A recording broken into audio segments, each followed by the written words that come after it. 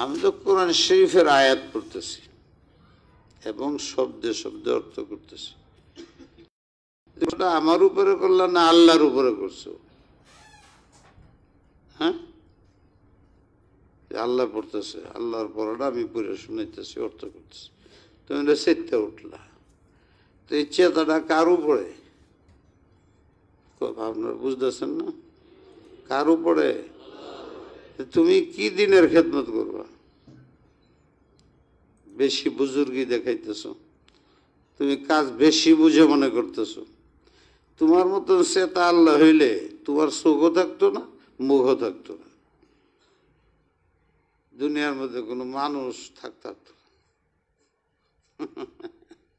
আল্লাহ কি পরিমাণ সহ্য করে, ধৈর্য ধরে, কত ক্ষমা করে। কুরআন শরীফের এক আয়াত আছে, ওমা আসাবাকুম মিন মুসিবাতিন ফাবিমা কাসাবাত আইদিকুম। তোমাদের যত ধরনের মুসিবত আসে, করুণা আসে, এখন হলো আরেকটা করুণার সে মারাত্মক বেরিতেছে। এটা ধরাই যায় না, 12 মিনিট লাগলে মরে যায়, জাতি বুঝে না। ফাবিমা কাসাবাত আইদিকুম, এগুলো তোমাদের উপরে আযাব আসে, তোমাদের কর্মফল, কথা, কাজ, হাত, পাও, নাক, এদিকে যে গুনাহ করো, এই গুনার কারণে এই আযাবগুলো, শাস্তিগুলো, রোগ আসে, এমন এমন রোগ আসে, এটি নতুন নাম হয়। ইতিপূর্বের মানুষ এগুলো নামও জানে না, এই ধরনের রোগ আসতেছে।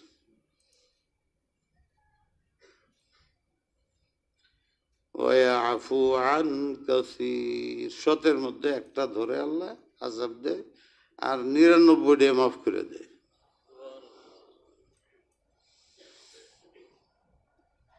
কি পরিমাণ ধৈর্য ধরে আল্লাহ। নবী আলাইহিস সালাম বলছেন, মা রাআইতু আহাদান আসবারা মিনাল্লাহ, আমি নবী আল্লাহর সহ্য দেখে অস্থির হয়ে যাই। ইউজিহি, আল্লাহ নিজেও বলে আমারে খুব কষ্ট দেয় বান্দায়। ইয়াসুব্বুহু, সবাই আল্লাহরে গালি দেয় আর সমালোচনা করে। সুম্মা ইয়ারযুকুহু ওয়া ইউআফিহি, আল্লাহরে গালি দেয়, মানে না, আমারে অস্তিত্বই মানে না, আরো গালি দেয়। এরপরেও আমি ইয়ারযুকুহু, তার রেজেক, তার প্রয়োজনীয়তা, এইরকম বাচ্চারে নিয়ে আসতে নাই, আসছেন তো সাইডে যান। হ্যাঁ, আর বাপ কই? অর্থাৎ পাগড়ি বেঁধে এরকম ছোট বাচ্চারে মসজিদে আনা নিষেধ, আইনা ছেড়ে। হ্যাঁ, এই যে এখন এরকম গন্ডগোল করতেছে, কানতেছে, ধরেন একজনে জায়গা মধ্যে পৌঁছে দেন। মসজিদের মধ্যে এমন বাচ্চাদেরকে আনা নিষেধ। এই বাচ্চা কার? এই বাচ্চা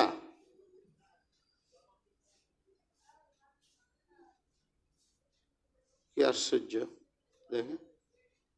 হ্যাঁ, বাবারে হারাইছে কেমনে? আশ্চর্য মানুষ। হারাইছে, হারাইছে কোন না, কষ্ট পাইব, বেশি ভয় পাইব। আছে তোমার আব্বা? আছে, পাইছে? পাওয়া যায় নাই? কিরকম? হে বাবা বুদ্ধ বাইরে তালাশ করতেছে। এইরকম ছোট বাচ্চাকে আনতে নাই।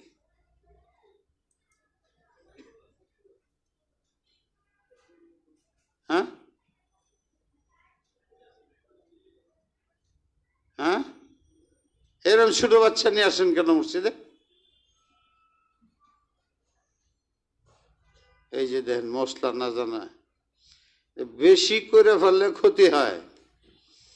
কালকে জোহরের নামাজের সময় দেখি এক বাচ্চা, বোধ হয় 4 বছর হবে, বাপে যে কোনার মধ্যে মারতেছে নামাজের লাগি, অন্ধকার বড্ডা বাচ্চা আসে না, ভয় পাইতেছে মানুষ দেখা, হ্যাঁ পিটাইতেছে, থাপড়াইতেছে সমানে। এই সময় আমি আইছি, আপনি বাপ কে কইছে? মসজিদের মধ্যে এইরকম ছেলে যে একা ভয় পায় কান্দে, তাদের নিয়ে আসতে নাই, পাক না পাক বুঝে না, এদের বা মসজিদে আনতে নাই, যখন বুঝে তখন আনতে। আর এরম বাচ্চা আনলে তার কাছে নিয়ে একদম সাইডে দাঁড়াইতে হয়, মধ্যে দাঁড়াইতে নেই। এই যে মধ্যে দাঁড়াইছে দেখেন, আমার 15 মিনিট চলে গেছে, কি যে বলছিলাম এটা ভুলেও গেছি। মশলা কি? মশলা হইলো সাইডে বসো। আর বাচ্চা যখন বুঝমান হয় তাকে মসজিদে নিয়ে আসে, 10-12 বছর বসেছে, 8 বছর হয়েছে, বুঝে নামাজি তারে পড়তে বলছে 7 বছর আগে, তারে ধমকায় না।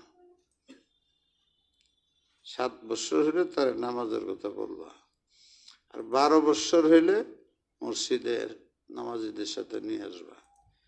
না পড়তে চাইলে একটু ঠেলা ঠেলা দিবা, মাইট দিবা না। বালেগ হওয়ার পরে যেন নামাজ ছাড়ে না, এইটা তৈরি করবা। এই না বলছে 4 বছরের বাচ্চারা যে মাইট দিছে, আমি আর রাগ করছি, বাচ্চা থয়ে গেছে গ্রন্থকার পড়তে। এখন আমি কি করি? কিরম বাপ আমার দেখছে, আমি দিছি ধমক, বাচ্চা থয়ে গেছে। যে এইরকম মানুষ অবুঝ, সময়ের আগে হবে নাকি?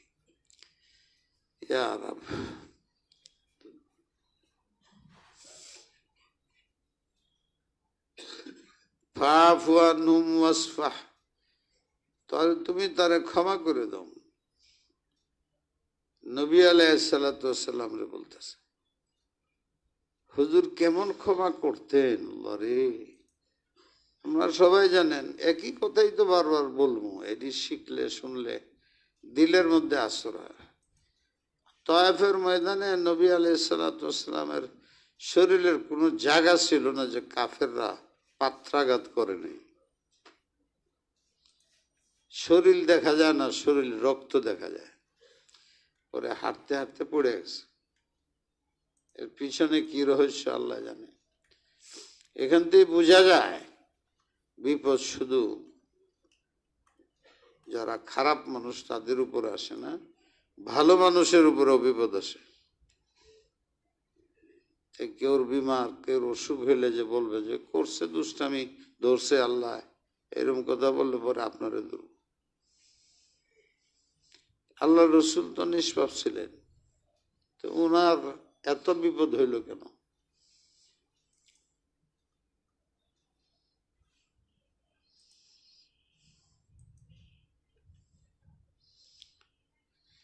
আল্লাহ, যখন ফেরেশতা এসে বলল যে তয়েববাসীরা আপনার এত কষ্ট দিছে, তাইলে আমরা ধ্বংস করে দিব। নবী আলাইহিস সালাম জবাব দেয় নাই, সিজদাত পড়েছে। সিজদা বলে পড়ে বলতেছেন, ইয়া আল্লাহ, তুমি আমাকে দয়ালু নাম দিয়ে পাঠাইছো, রহমাতান। এরা তো বুঝে না, এরা জানে না, চিনে না, এই জন্য আমারে পাত্রাঘাত করছে। আল্লাহ, তুমি তো সবই পারো, এদের ক্ষমা করে দাও, এদের ক্ষমা করে দাও। আমার আশা, এরা যদি আমার দাওয়াত কবুল নাও করে, এদের বংশের মধ্যে, এদের নাতি পুতিদের মধ্যেও তো একজন হইলেও আল্লাহ কালিমা পড়তে পারে। আমি এই আশার উপরে রইলাম, তুমি এদের ধ্বংস করো না, সবদের মাফ করে দাও। ক্ষমা করো। তুমি বলো নাস্তিকরে মাফ করে দিব? তোমার তো আমি নাস্তিকরে মাফ করতে বলি নাই, আমি আল্লাহর আয়াতের অর্থ করতেছি।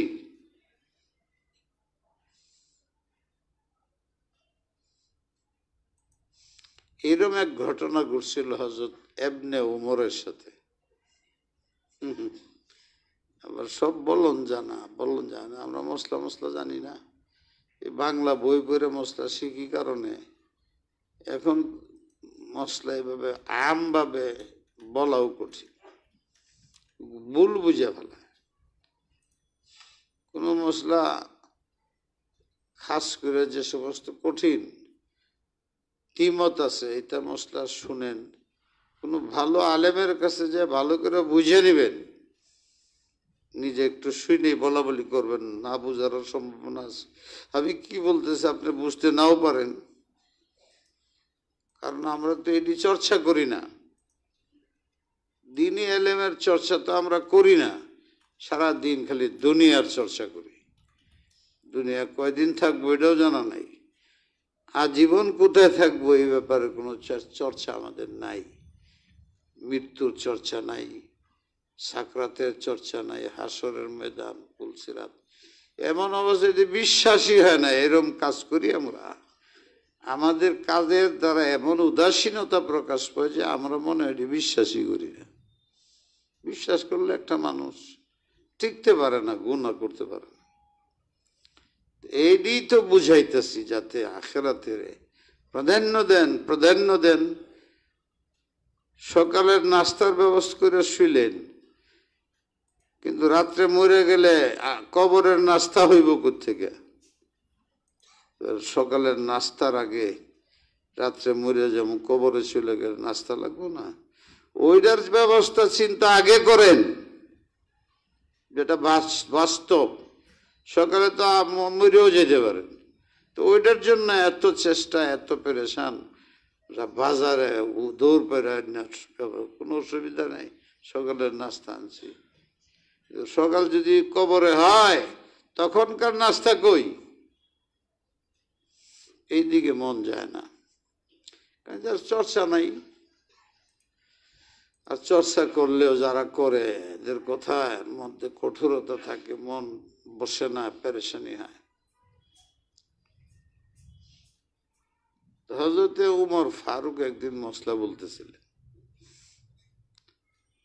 ভুল বোঝেন না যে আমি চাইবো যাতে পুরাটা মশলা সুন্দর করে বলে দিই।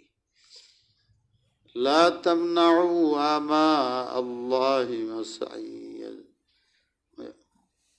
লা তামনাউ আমা আল্লাহি, তোমাদের বিবিদেরকে মসজিদে যাওয়া নিষেধ করো না। লা তামনাউ আমা আল্লাহি ইয়াহদুরনাল মাসাজিদ ওয়াল বুয়ুতু খায়রুল লাহুন্না।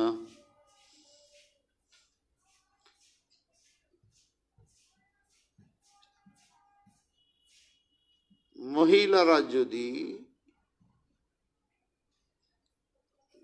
মসজিদে যাইতে চায়, তোমরা নিষেধ করবে না।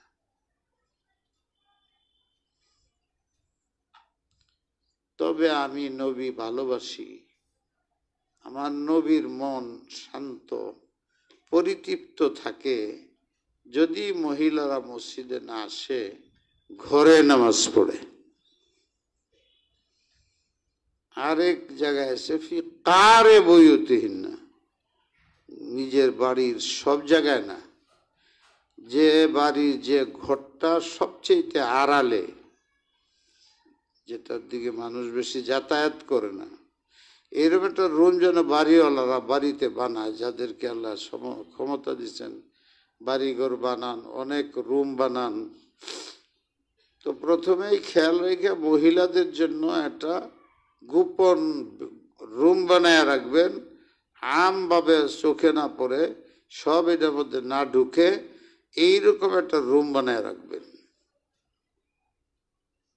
মহিলারা যেন ওই রুমে নামাজ পড়ে, যেখানে সচরাচর মানুষ ঘোরাঘুরি করে, ওখানে না, যেটা চোখে পড়ে না, এমন একটা রুম বানায় ওখানে বই পুস্তক কোরআন শরীফ বেরিয়ে থাকবে।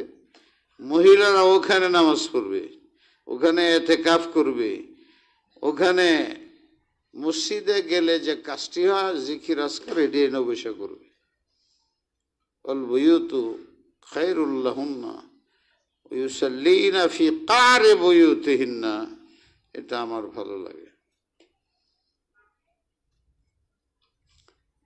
এখন আমাদের দেশে পরে কই, এই হাদিসটা হজরতে ইবনে ওমর শুনেছেন। তো ওনার ছেলে হেলাল অথবা বেলাল মুখে মুখে বলছে, ওয়াল্লাহি ইন্নী লা আমনা আন্না, খুদার কসম আব্বা, আমি কোন মহিলার মসজিদে যেতে দেব না।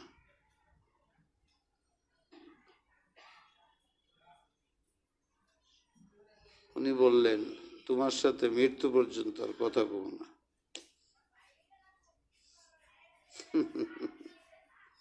আমি বললাম না যে এটা এমন কঠিন, কত প্রশ্ন, 3 দিনের বেশি কথা বলা নিষেধ আছে না দিছে।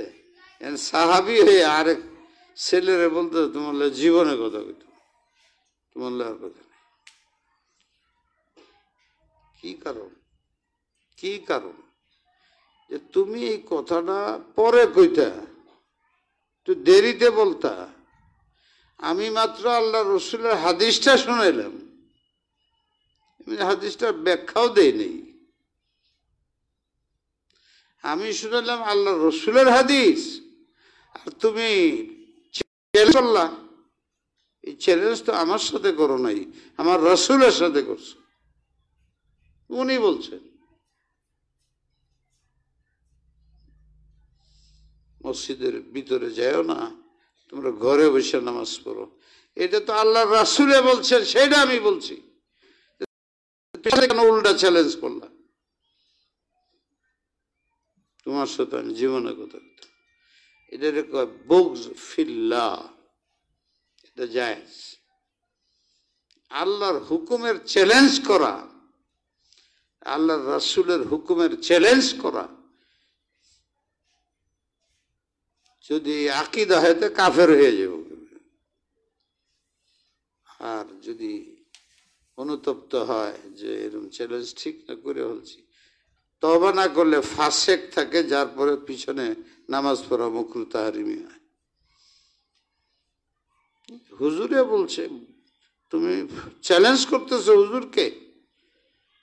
আল্লাহ বলছে তুমি চ্যালেঞ্জ করতেছো আল্লাহকে? বুঝো না এই কথাটার ব্যাখ্যা, বুঝো, পরে দেখো তোমার প্রশ্ন থাকে কিনা। আগেই চ্যালেঞ্জ করলা কেন? এই 2টা নজির আমি পেশ করলাম, যে আমি বললাম ফাফু আনহুম, তোমার সাথে যদি কেউ বেয়াদবি করে তাহলে তুমি ক্ষমা করে দেবে। হ্যাঁ, নাস্তিকরেও ক্ষমা, মুশরিকরেও ক্ষমা করে দেব,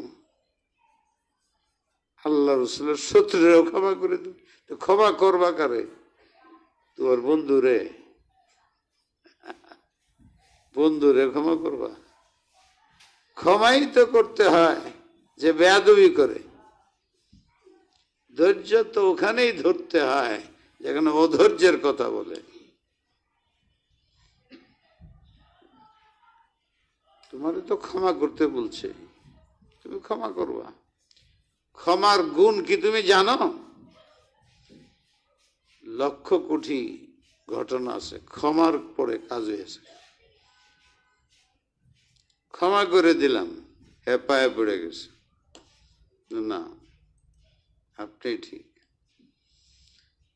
ক্ষমা দেখে সে ইসলাম গ্রহণ করে ফেলছে। ইসলাম এরকম ক্ষমা করে, এমন ইনসাফ করে, বাস আমি মুসলমান হয়ে গেলাম। এখনো এরকম হাজারো ঘটনা ঘটে। ক্ষমার উপরে কোনো কিছু নাই। হুজুর তো নাস্তিকরারই দাওয়াত দিছেন, কাফেরদের দাওয়াত দিছেন। তারা বেয়াদবি করলে তাদের ক্ষমা করতে বলছেন। সাহাবীরা বেয়াদবি করে নাকি আল্লাহ রাসূল? একজন সাহাবী নবীর সাথে বেয়াদবি করছে, বাইর করতে পারবে না।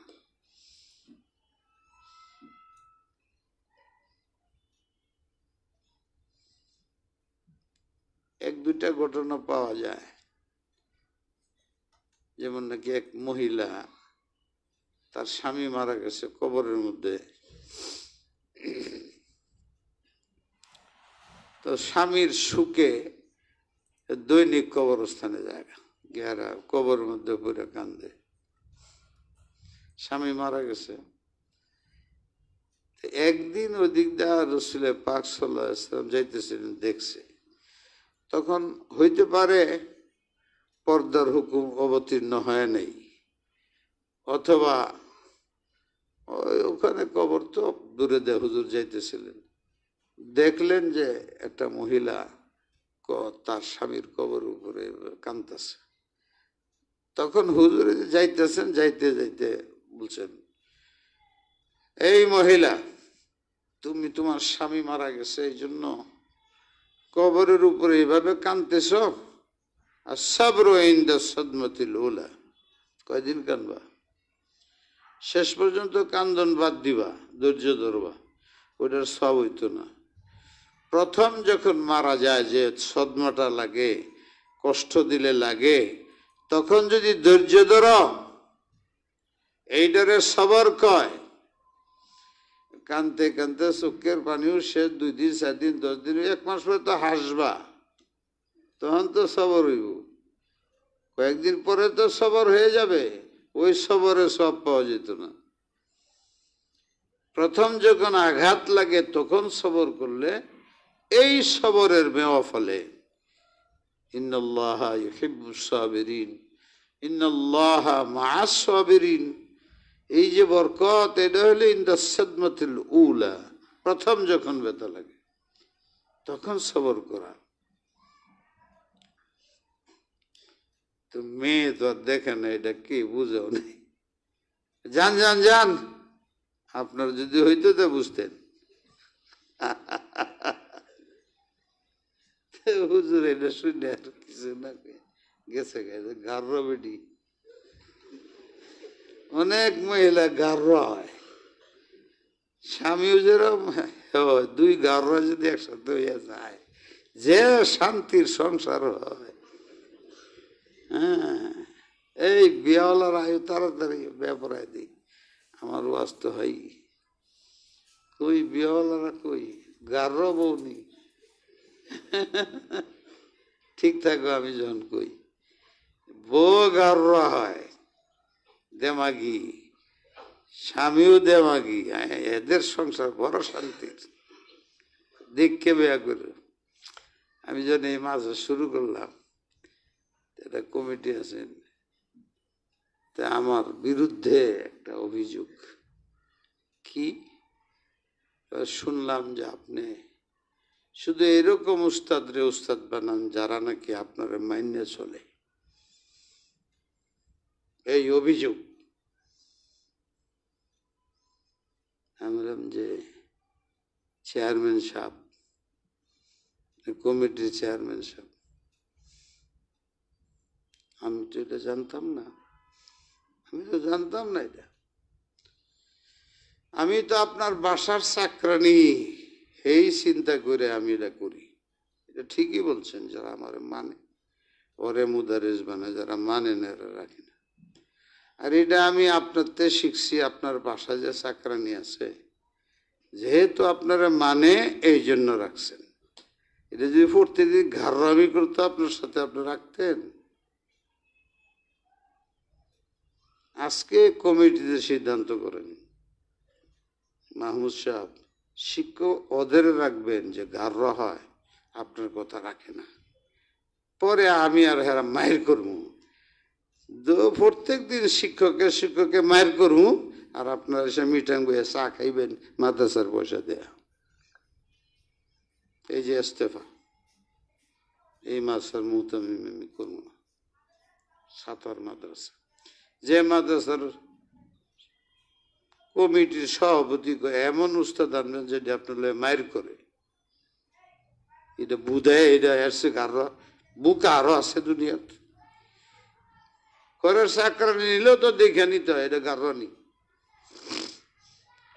অফিসার কাজের লোক আপনারা নিয়োগ করেন, রডারে করেন না যেটা আপনার মানে। এই মাছটা যে সালামু যারা আমার মানে না হারা দিয়েছে না আমি এইটুক বুধ নাই, আবার সভাপতি। সব মাদ্রাসা মসজিদের মধ্যে সব পেরেশানি এগুলোর কারণ হইতেছে এইরকম সভাপতি। না দিন বুঝে, না কোরআন বুঝে, না হাদিস বুঝে, হয় গুন্ডামি করে নয় পয়সাওয়ালা। বাস যারা দিন বুঝে, আলেমের কদর বুঝে, ওরা কমিটিতে স্থান পায় না। মসজিদ কমিটি বানাইতেছে, এখানে একজন আলেম নেই। মাদ্রাসার কমিটি বানাইতেছে, এনে কোনো আলেম নেই। থাকলেও বিলের মতো বসে থাকে, ওরা চেয়ারম্যানও না, সেক্রেটারিও না, কিছু না।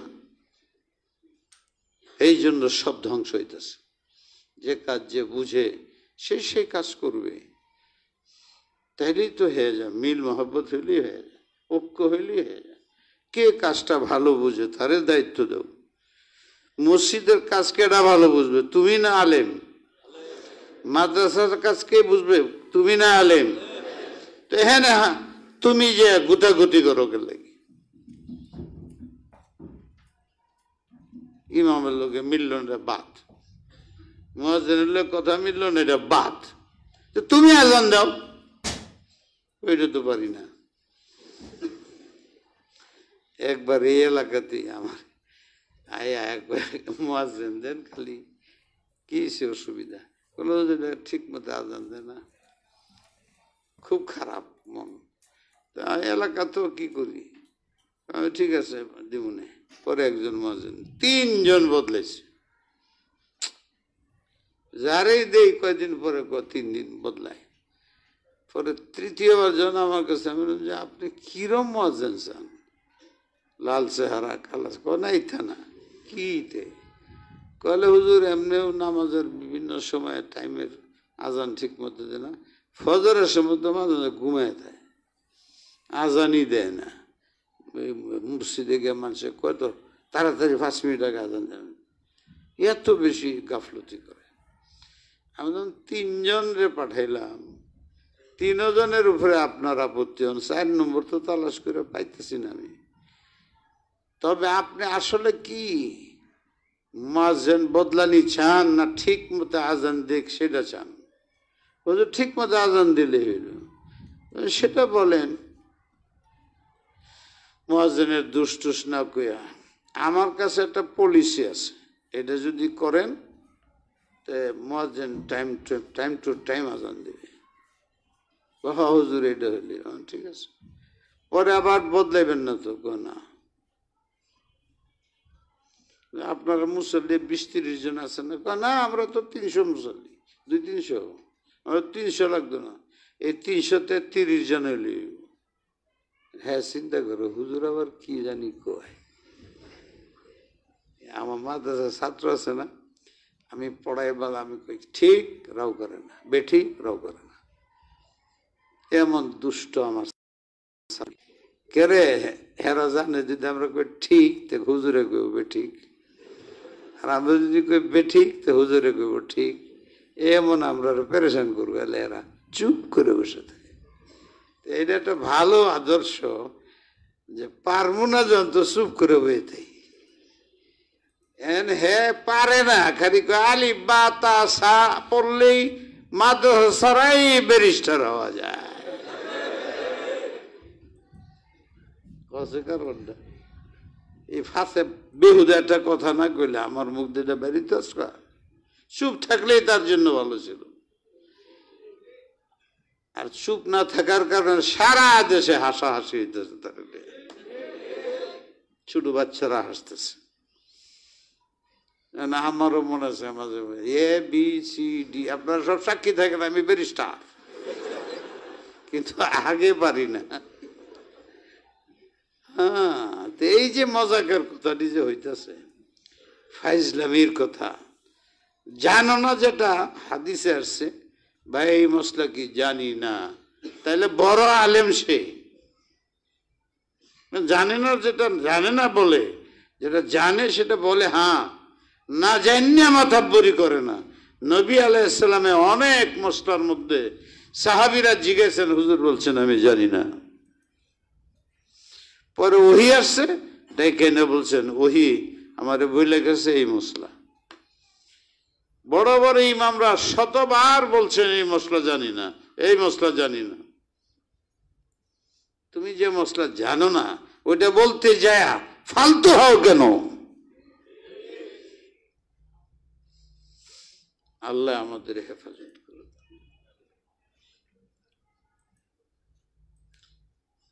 তো ওই যে হাদিসটা, এটা বড় গলত ফাহমি হইতে পারে, কারণ আমাদের এলাকায় এক দল বেরিয়েছে, তারা মহিলাদের মসজিদে নেওয়ার জন্য এই হাদিস পেশ করে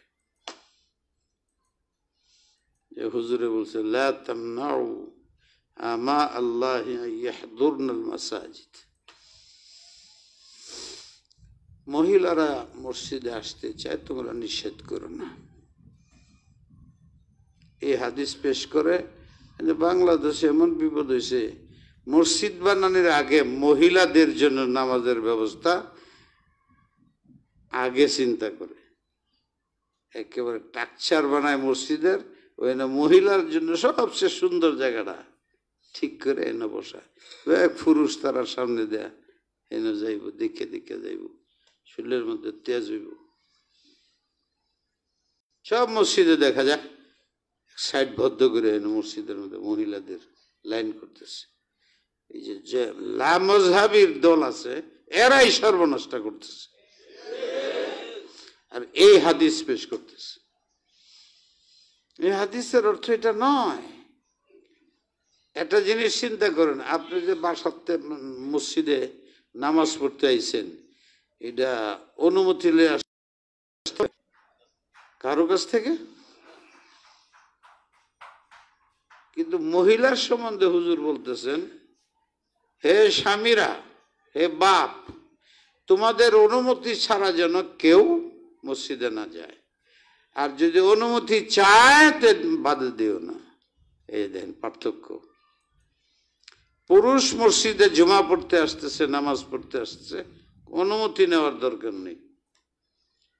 মহিলাকে বলছে তোমার মসজিদে আসতে হইলে অনুমতি নিতে হবে। পার্থক্য হয়েছে কিনা? যদি অনুমতি চায় নিষেধ করো না, তাইলে কেন অনুমতি নিষেধ করা নেই?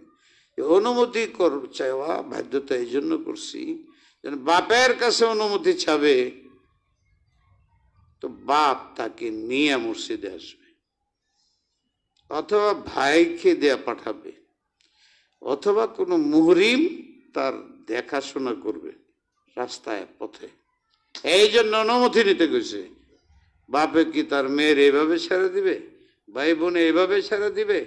যাও একা একা,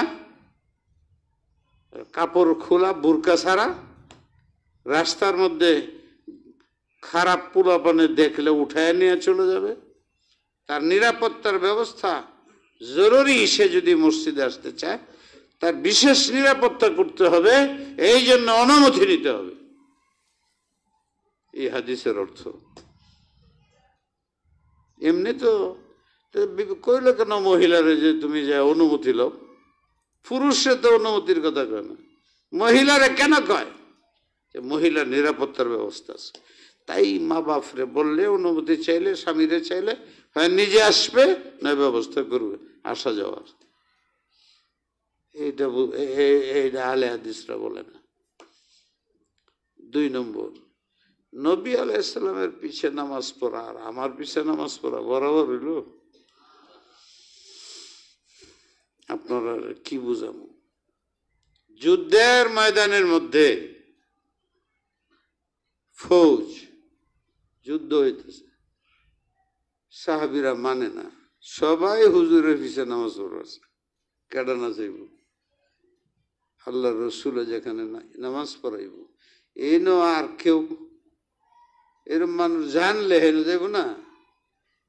সাহাবীরা যুদ্ধ করতেছে, ওখানে জামাত হইব, তখন সবাই আমি যাব, না না আমিও পড়বো, যুদ্ধ করবো, যুদ্ধ তো হইতেছে। এটা না দেখে পরে হুজুর ফয়সালা করছে, ঠিক আছে এক কাজ করো, তোমরা বেই আমার পিছনে নামাজ পড়বার চাও, এখন আমি নামাজ পড়বো, তোমরা যদি সাইডে হাঁটে দিত আমরা নামাজের সিজদার মধ্যে কাফেররা কিলাইয়া ভরতাম না। হুজুর কি বললেন, ঠিক আছে তোমরা 40 জন 20 জন 20 জন ভাগ হয়ে যাও। আমি যখন নামাজ শুরু করি তো 20 জন আমার পিছনে নামাজ পড়বা আর 20 জনে যুদ্ধ করবে। আমার পিছে 1 রাকাত পড়িয়া আমি তো কেরাত পড়তেই থাকবো, তোমরা 20 জন ওখানে চলে যাবা, ওই যে যুদ্ধ করতেছে, আর হে 20 জন এসে যেন আমার পিছে দাঁড়ায়। দেখছেন কারবার? তাহলে দুনো পার্টি নামাজ পড়লো। তারপরে আমি তো 2 রাকাত পড়বো, কেরাত লম্বা করে পড়বো, এরা যাইব, তোমরা আইবা, আইসা আমার লোকে নামাজ পড়া, 2 রাকাত শেষ হইব, আমি আসসালামু আলাইকুম রহমতুল্লাহ পড়বো। তো তোমরা দাঁড়ায় 1 রাকাত পড়বা, আর তোমরা যা হে যে 1 রাকাত ওরা গেছে, এরা যুদ্ধ করতেছে, এই যুদ্ধ অবস্থায় তোমরা যুদ্ধ হেরা হে নেই, আল্লাহ এটা মাফ করে দিব। ঠিক আছে, তোমরা যেন আমার পিছিয়ে পড়তে চাও, এই ভাগ করে দিলাম, আল্লাহ এই নিয়ম করে দিছে। নবীর পিছে নামাজ পড়া আর আমার পিছে নামাজ পড়া এক হইল? এটা দেখবো না কারটা না কার পিছে লাগাইতেছে, হচ্ছে নিসবত খাকেরা আলমে পাকে। নবীর পিছে সব নামাজ পড়তে চায়, মহিলারাও পড়তে চায়, পুরুষেও পড়তে চায়। এই জন্য হুজুরের এখানে পর্দার সাথে সাহাবী ছিলেন। তোমাদের মহিলারা কি বুড়ি যে এদের লগায়, বাকি বুড়ি ডিবে একটি কাপড় খোলা, পর্দাও করে না, নাতিরাই একটা 20 বছর কর না বালে রয়েছে। আমরা দেশের মহিলা 20 বছর হইল না বালে, বিয়া না হইলে হইল তো খায়ের। আচ্ছা, এটা গেল। আসল কথা যেটা, আপনি আমারে খুব মহব্বত করেন, জানের চেয়ে মাল ইজ্জতের চেয়ে বেশি ভালোবাসেন। আপনি আপনার মনে যেটা চায় এটা করবেন না, যেটা করলে আমি খুশি হই সব সময় আপনি ওইটা করবেন? বলেন সুন্দর করে। যেহেতু আপনি মনে করেন যে হুজুর নাই তো দুনিয়া নেই, আমার দরকার নেই দুনিয়ার, এমন মোহাব্বত, এমন ভালোবাসা যে আমারে ছাড়া 1 সেকেন্ড আপনি থাকতে পারেন না, তখন আপনার মনে চাবে কিনা যে হুজুর যেটা চাই আমি সেটা করব? হ্যাঁ, যেটা আমি চাই এটা যদি আপনি না করেন, তাহলে আপনি যে বললেন যে আপনাকে মোহাব্বত করি, গুনার কাজ না, নেকির কাজ। নেকির কাজ হুজুরে যেটা চায় আমি সেটা করব, হুজুরের মন খুশি করব। তখন যদি আমি যেটা বলি এটা আপনি না করেন, এই যে আপনি দাবি করতেছেন হুজুর আপনার জান মাল ইজ্জতের সাথে বেশি মহব্বত করি, সাব্যস্ত হইব? যদি সত্যি আমাকে জান মাল ইজ্জত সব কিছুর থেকে বেশি ভালোবাসেন, তাহলে আমি যদি আপনারা বলি প্রত্যেক জুমায় আপনি 1 নম্বর সফে দাঁড়াবেন, আপনি কি করবেন? চেষ্টা করবেন না করবেন না? করবেন না করবেন না? এই হাদিসের শেষ শব্দটা কি? লা তামনাউ আমা আল্লাহ আন ইয়াহদুরনাল মাসাজিদ ওয়াল বুয়ুতু খায়রুন লাহুন্না। কোন মহিলা যদি নামাজ পড়ার মসজিদে আসতে চাইতে পারে, আমি নবী, আমার পিছনে নামাজ পড়তে চাইতে পারে, এরকম বেশি দেহ যদি আগ্রহ বেশিতে বাধা দিও না। হুজুর কত নরম ছিলেন, তবে তারে জানাইও আল্লাহ নবী বলে তার সবচেয়ে প্রিয় সে যে ঘরে নামাজ পড়ে। এটা তো হাদিসের অর্ধেকটা, তুমি অর্ধেক হাদিস বলো আর অর্ধেকটা বলো না। এই হাদিসের মধ্যে তো এটা শেষ, লা তামনাউ আমা আল্লাহ ইয়াহদুরনাল মাসাজিদ ওয়াল বুয়ুতু খায়রুল লাহুন্না। আমি নবী, তুমি আমার মোহাব্বতে মসজিদে আসতে চাও, আমার পিছে নামাজ পড়তে, আর আমার মনে চায় তুমি না আসতে, ঘরে নামাজ পড়তে। যদি সত্যিকার আশেক, সত্যিকার মোহাব্বত থাকে, তাহলে মেয়েদের জন্য কি করণীয়? কি করণীয়? হাদিসের ব্যাখ্যা আমিও শোনাইলাম আপনাদের। ওরা এই হাদিস ব্যাখ্যা দিয়ে মহিলারা মসজিদে আনার জন্য বড় বড় মানুষে ভাও করে ফেলতেছে, মসজিদই বানাই দিতেছে, মহিলারা আগ্রহান্বিত করতেছে।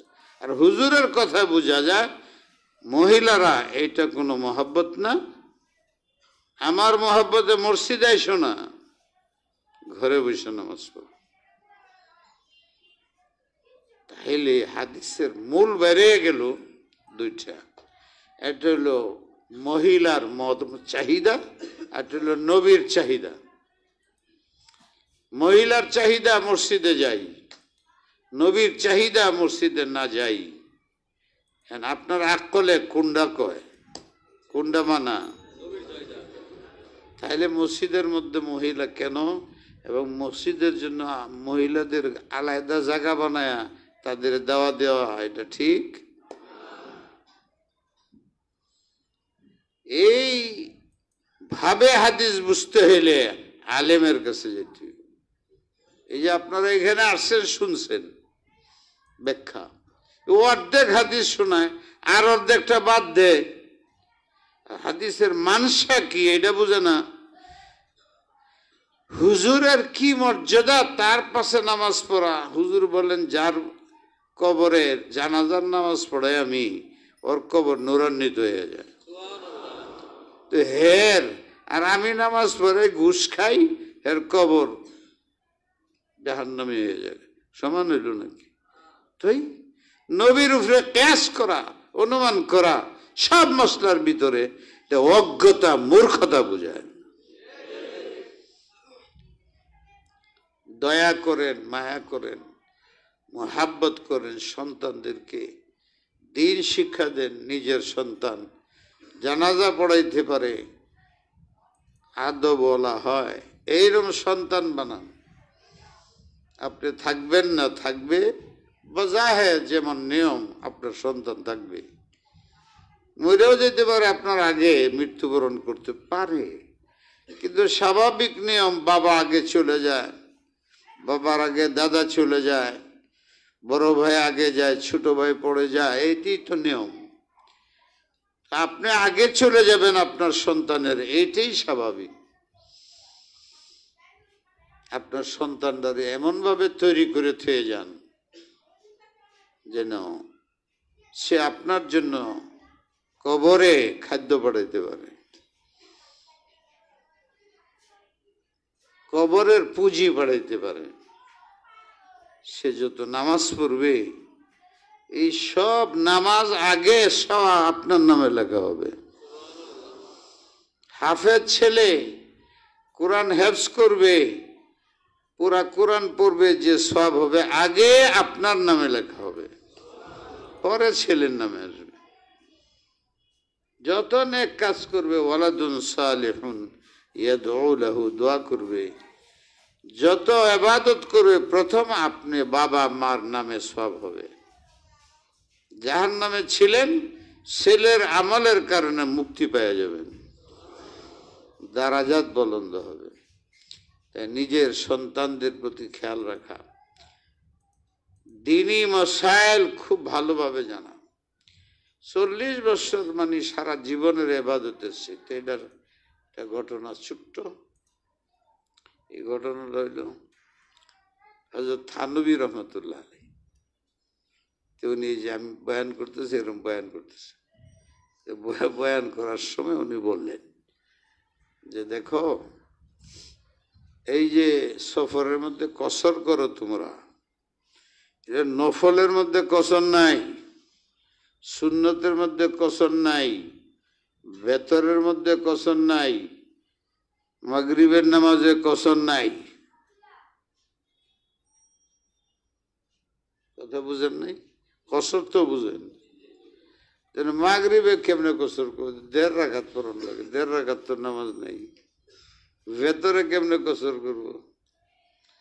এই কসর ফরজের মধ্যে, আবার সব ফরজে না, 4 রাকাতওয়ালা ফরজ, জোহর, আসর, এশা, এইটির মধ্যে। মাগরিবে কোনো কসর নাই, ফজরে কোনো কসর নাই, ভেতরে কোনো কসর নাই। কাজা নামাজ আদায় করতে হইলে তো ভেতরও কাজা করতে হয়, মনে রাখতে হবে। এই যে আপনারা এখন জুমার নামাজ পড়বেন, যদি ফজর না পড়ে থাকেন তাহলে জুমার নামাজ লটকে থাকবে। যদি বেতন না পড়ে থাকেন জুমার নামাজ লটকে থাকবে, হবে না। এই জন্য ভালো কথাই মনে হয়েছে, ঈদের মধ্যে কই মাঝে মাঝে এই তার বলি না, আজকে সময় মতো যারা পড়ে আইছেন না, সময় আছে, হয় এখনই শুরু করে দেন, আর নাহলে 4 রাকাতের তো সময় আছেই।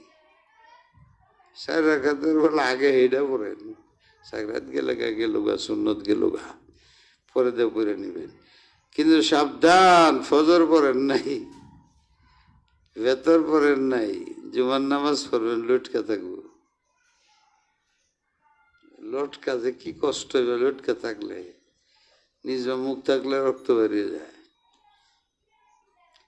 তাই আজকে শুরু করে দেন, আর আগের থেকে সাবধান থাকবেন। 8 দিন নামাজ পড়েন না পড়েন, শুক্রবার দিন ফজর পড়ে আইবেন। না শুধু ফজর বললেই তো না, 5 ওয়াক্ত পড়া থাকতে হইব। তার মানে বৃহস্পতিবারের ফজর, জোহর, আসর, মাগরিব, এশা, বৃহস্পতিবারের জোহর থেকে কন্টিনিউ করতে হবে। বৃহস্পতিবারের জোহর, আসর, মাগরিব, এশা, ফজর, এই 5 ওয়াক্ত নামাজ যদি পড়া না থাকে তাহলে জুমার নামাজ যখন পড়বে জুমা হবে না। আপনারা চিন্তা করে এই 5 ওয়াক্ত নামাজ পড়ছেন না কেডা কেডা? কোন কোন জায়গায় চুপ করে পড়া শুরু করে দেন, তাড়াতাড়ি তাড়াতাড়ি তাড়াতাড়ি আমি বেড়া পড়াই দিই। এরপরে আবার সুন্নতের টাইম পাইবেন, তা না হইলে নামাজ পড়ে বাইরনির আগে এটি শেষ করে যাবেন। এটা শুধু জুমার জন্য না, ওয়াক্তি যে কোনো নামাজ আগে রক্ত না পড়লে পরে লটকে দেয়। সব নামাজের ক্ষেত্রে এটা প্রযোজ্য, খেয়াল রাখতে হবে, ভুল যাতে না হয়। তো হজরতে থানভী রহমতুল্লাহ এই মশলা বলছে, তো এক বুড়া আছেন, বুড়া মানুষ কিরম হয় বুঝেন না, আবার এলেম নাই। এই মৌলবী ক্যা কাতা হ্যায়, এই মৌলবী কি কইতেছ তুমি? 70 साल से मैं मगरिब बेहतर सब में कसर कर रहा हूं। जोहरेर 4 রাকাত সুন্নত, 2 রাকাত পড়ি, বেতরের নামাজ 3 রাকাত, 1.5 রাকাত পড়ি, মাগরিব 1.5 রাকাত পড়ি আইতাছি। মেরা নামাজ তো হয়ে গয়া, আমারটা তো হয়েই গেছে, তো তুমি না করো কে? আপনারটা যে হয়ে গেল আপনি কেমনে বুঝলেন? হ্যাঁ তো পড়ছে, পরে তার বিশ্বাস, তার নামাজ হয়েছে। তো তোমার বিশ্বাসের উপরে আল্লাহ ফয়সালা করবো না শরীয়ত মোতাবেক? তার মানে এই 70 বছর তোমার নামাজটি হয় নাই, তুমি যতই ভালো নিয়তে পড়ছো হয় নাই। কেন হইল না? ছোট্ট একটা মশলা না জানার কারণে। যে সফরের কসর 3 নামাজে হয়, 1 মিনিট লাগে না মশলা শুনতে বলতে। সফরের মধ্যে শুধু জোহর আসর মাগরিবের মধ্যে কসর, আর কোনো কসর নাই। এইটুক না জানার কারণে এই 40 বছর যে নামাজ পড়ছে একটা হয় নাই। এই জন্য বলা হয়েছে হাজারো বছর 40 বছর ইবাদত করার চাইতে বেশি দাম হইল একটা মশলা জানা। না মশলা জানলে 40 বছর আমল করতেছে, হইতেছে না। মশলা যদি জানা থাকে 2 রাকাত পড়লে এটার দ্বারা নাজাত হয়ে যেতে পারে। ভাইয়েরা আমার, এই জন্য 1 নম্বর কথা, আপনার সন্তানদেরকে সামলান, মেয়েদেরকে পর্দা, বিবিকে পর্দা, এইগুলো শিক্ষা দেন আপনারা ভবিষ্যতের জন্য। ঘরকে সামলান, ঘরকে সুন্নতের পরিবেশ বানান, সন্তানদেরকে আল্লাহওয়ালা বানান, না পারেন তো অন্তত নামাজি বানান, মহিলাদেরকে পর্দার মধ্যে রাখেন, আপনি নিজে গুণাবর্জন করেন, তাইলে ফ্যামিলি গুণাবর্জন করবে। আর প্রত্যেকেই 1 সপ্তাহে 8-10 জন মানুষকে এলাকায় দিনের দাওয়াত দেন, মুহাব্বতের সাথে, দরদের সাথে দিনদার বানানোর চেষ্টা করেন। নাইলে যে সাইলাব, গুনার সাইলাব, অপরাধ প্রবণতা যে হারে সমাজে আসতেছে, একদিন আমরা সব নিচ্ছিন্ন হয়ে যাব, ধর্ম থাকবে না, অপরিচিত হবে। কালকেই তো ছাত্ররা প্রশ্ন করছিল, বাদা আল ইসলাম গরিবান সায়াউদু গরিবান ফাতুবা লিল গুরাবা।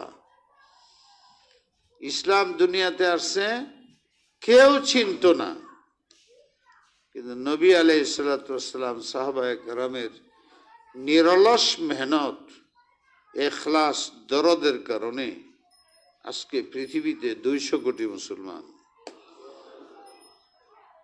হুজুর কাঁদছেন, হয়তো আফসোস করে বলছেন, কিন্তু আবার একদিন আসবে যে মুসলমান অপরিচিত হয়ে যাবে, ইসলাম অপরিচিত হয়ে যাবে, বলবে নিজেরে মুসলমান, কিন্তু ইসলামের হুকুম থেকে সে অপরিচিত থাকবে, ইসলামের আমল থেকে সে দূরে থাকবে।